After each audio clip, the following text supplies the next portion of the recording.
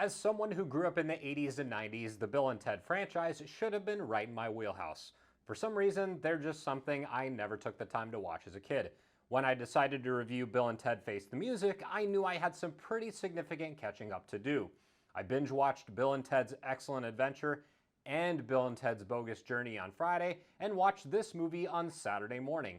So after a totally lame 29-year hiatus that kept fans waiting and waiting and waiting and waiting and waiting and waiting and waiting, what is this movie like for a newcomer to the series?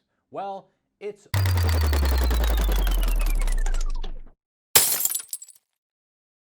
Thank you so much for checking out the review. Before we get started, click on that red subscribe button and the notification bell.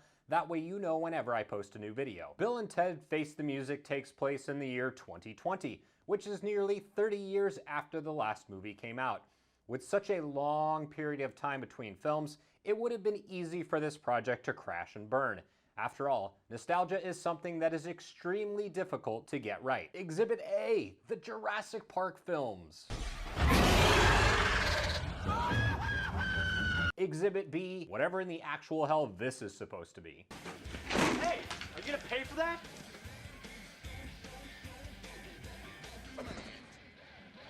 Talk to the hand. For every Blade Runner 2049 and Mad Max Fury Road, there's a Dumb and Dumber 2 and Independence Day resurgence. Point is, some movies do the nostalgia thing well, others not so much. Bill and Ted Face the Music is fortunate to fall into the former category. It's loaded with references to the first two films and is impossible to watch without having seen them first. It's also an extremely funny film from top to bottom, and one that I will surely watch again in the future. If you want a perfect picture of how to bring back the magic of a series from 3 decades ago, here's the textbook example you would want to study. There's some sort of prophecy nonsense about Bill and Ted creating a song that's going to unite the world and save space and time from annihilation. It's fairly silly stuff, even if it does tie in directly with the last film. There will be some light story spoilers here, but I won't ruin any of the jokes, cameos, or major plot points because they're largely fantastic and worth seeing for yourself. Bill and Ted Face the Music starts off with our heroes doing pretty much exactly what you would expect in the present day. Their rock band Wild Stallions has turned into a rock duo that makes a living playing events like Old People Bingo Night and Ted's Brother's Wedding. To say that the duo have aged a little bit poorly would be an understatement. The film makes a smart decision in acknowledging this right off the bat and wisely playing it for laughs for the duration of the movie.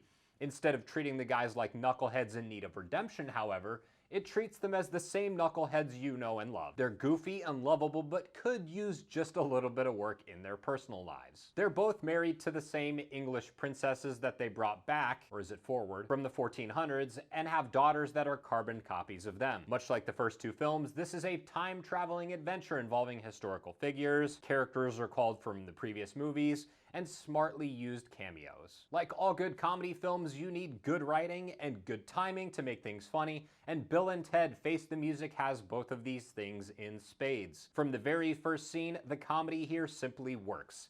Alex Winter's Bill and Keanu Reeves' Ted pick up right where they left off, even if much time has elapsed. Their chemistry is about as good as you can expect, and the script gives them a ton of great laughs to work with. All of the chemistry is bolstered by the supporting cast members, whose work here cannot be understated.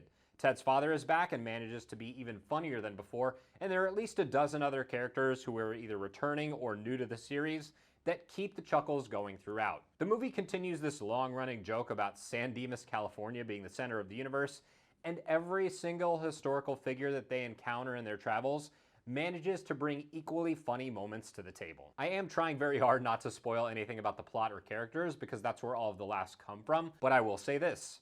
Having watched all 3 films in the span of 2 days and being a brand new newcomer to the series who's never seen these before, Face the Music was far and away the funniest one for me.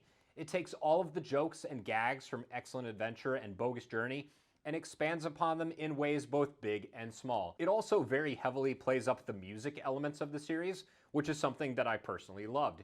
It treats the characters with respect and doesn't pander to the audience with a non-stop stream of toilet humor or pop culture gags. In a Hollywood landscape today that is absolutely rotten with remakes, reboots, sequels, and prequels, this is one that could have gone horribly wrong, but manages to strike all the right chords and hit all the right notes.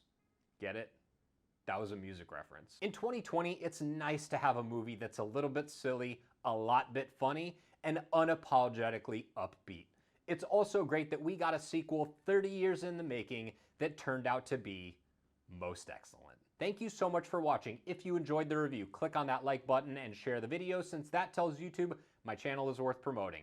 Also, feel free to sound off down in the comments about Bill and Ted Face the Music, and I'll see you next Wednesday at 9 a.m.